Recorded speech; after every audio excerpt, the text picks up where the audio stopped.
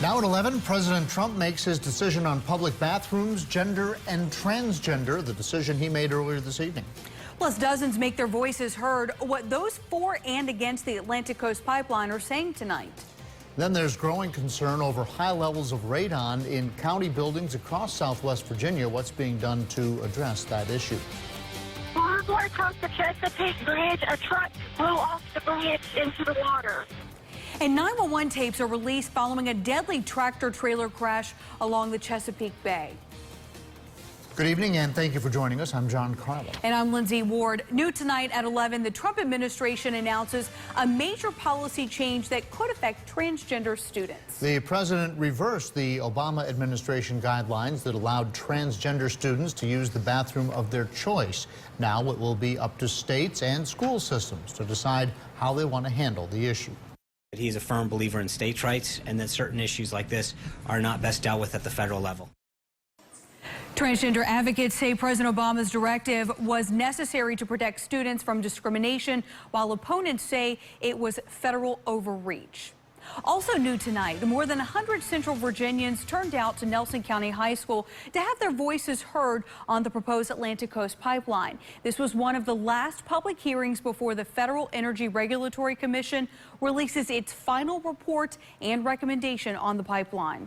I think it is very wrong for Dominion or any other energy company to be forcing themselves on unwilling landowners. I think we should be investing in future technologies, not old, outdated technologies that no longer serve our purpose. Meanwhile, others who attended the meeting support the pipeline and argued environmental concerns are overblown and the pipeline will create jobs. My message would be that the pipeline people are just normal blue-collar workers trying to make a living and take care of their families, that we respect the land and are always prideful of the way we leave it. Another hearing will be held tomorrow night in Augusta County. That starts at 5 o'clock at the Holiday Inn Stanton Conference Center. And with county schools addressed a group of parents tonight concerned about elevated levels of radon gas in Spiller and Speedwell elementary schools. Radon is a radioactive gas that can cause lung cancer, and it was declared a national health hazard back in 2015. WSLS 10's Rob Manch has details tonight. Superintendent Jeff Perry told parents tonight that mitigation measures are now in place to take care of the radon, but at the same time apologized about how that information was relayed to them in the first place. In retrospect, we should know, and this is a good lesson for us too. Perry admitted Wednesday that the radon levels, which exceeded double the EPA threshold in one classroom at Spiller Elementary, should have been made more accessible to parents. We didn't think, it was information that parents may be interested in, even though now, we understand and we use this process as a learning process, and we'll provide more information of that in the future. Hearing that, one man in the George Wythe Auditorium Wednesday, Stacey Terry, says he was only partially reassured. I'm confident that they're making the right steps to mitigate it. I'm not confident with them really listening to the facts about the danger of radon. The school system sent out a release Monday stating exposure at these levels for 18 hours a day over 70 years could produce health issues. Terry says he thinks the effects could be more harmful than that. They're right. There is no short-term effects. The big effects you got to worry about is down the road when cancers start to develop. That's the biggest effects. The EPA website confirms more than 20,000 people die from lung cancer brought on by radon exposure every year. I consulted with a radon specialist with the company Roanoke Radon, Nathan Colligan. He says the concern of radon exposure could be higher in children. In my opinion, children's lungs are being developed, and if they're exposed to that radon, that could be more of a harmful factor on them than as you and I as an adult. According to the EPA, children have been reported to have a greater risk than adults, but there's no conclusive data. Now, Perry says the schools have kicked into action, replacing a defective fan at Spiller Elementary and mitigating the gas at Speedwell. Within a 2-week period of time, we have done a lot of things already to ensure that we've got things in place to take care of the problem. The schools plan to test again at the end of the month to ensure the levels have gone down to below the EPA safety threshold. Perry says the school system is prepared to release more information about radon testing in the future so parents will know if the problem ever comes up again. In Wythe County, Rob Manch, WSLS 10. All right, thank you, Rob. 4 people have been arrested in connection to 20 car break-ins in Lynchburg. They happened yesterday near Paulette and Northwind Circles. Lynchburg police say 16 people reported to the police that someone broke into their cars in the early morning hours. This brings the total number of reported break-ins to 63 since January. Lynchburg police say it's one of the top crimes in the city. Usually just goes in trends. It comes in waves. There's no particular reason why they do it. Maybe because they want to pawn things off and make money, or they're hurting for money. There's numerous reasons why. Sergeant Vink urges people to leave valuables, to not leave valuables inside or anything that can be seen, and make sure to lock your doors. Well, thoughts and prayers are being sent from across Southwest Virginia to the owners of Angelo's restaurant in Vinton. Angel and Elvia Linares were in a car crash this past weekend, and she died following the accident. At last check, he was in critical condition in the hospital. So for now, the doors to the restaurant remain closed as Angel recovers. Many hope to see the business back open again as people leave expressions of sympathy outside. Customers say that this small Vinton restaurant was run by a couple with big hearts. They gave off that grandma, grandpa, mom and pop, take care of you if you needed help type feel. No word yet on any funeral arrangements for Elvia.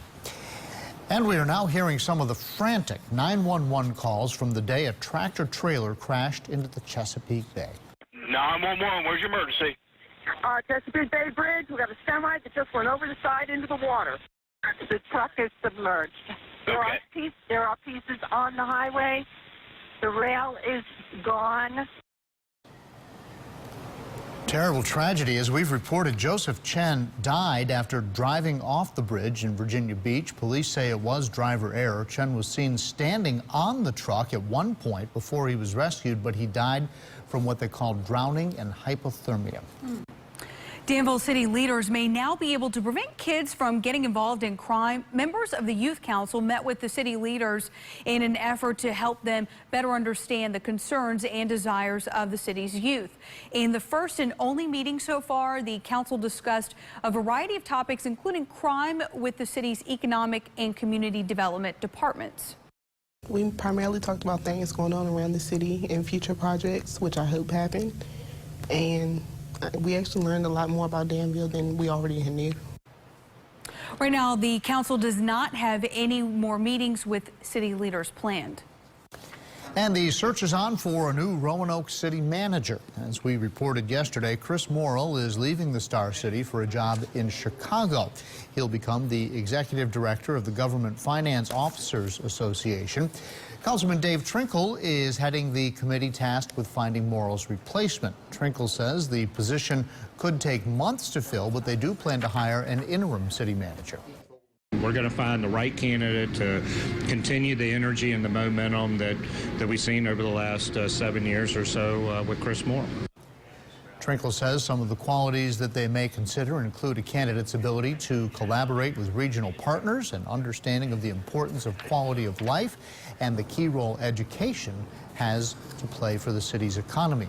Morrill's last day is April 15th. Numbers show the Commonwealth Games continue to be a coveted event to host. According to the Lynchburg Regional Convention and Visitors Bureau, the Games brought in $1.6 million last summer. That amount includes money spent on restaurants, hotel rooms, and activities. The tourism director says there will be new events this year. This could draw in more participants and increase the amount of money spent in the area. And Monticello is restoring the room where Sally Hemings likely slept. Historians believe that Thomas Jefferson fathered 6 of the slaves' children. Now, there's no documentation saying that Hemings ever accompanied Jefferson on his visits to his Bedford County retreat home, Poplar Forest, but historians cannot say that she was never there either. Travis McDonald is the director of architectural restoration at Poplar Forest, and he's interested in watching how history is uncovered and unfolds. I was very excited. I went to Monticello a couple months ago when they were just taking out the public restroom stuff, and you could see evidence right there on the floor. They hadn't figured it out, but it was very exciting to see in 2017 that they were still discovering major things right next to the main house. Yeah, so a lot of information down on the ground, I guess. Poplar Forest is open right now for winter weekends, or you can come out and ask your own questions and do some of your own research. I've always enjoyed seeing what I can do and pushing myself to do new things. Overcoming the odds, how a Liberty University student is succeeding in and out of the classroom despite a hearing complication.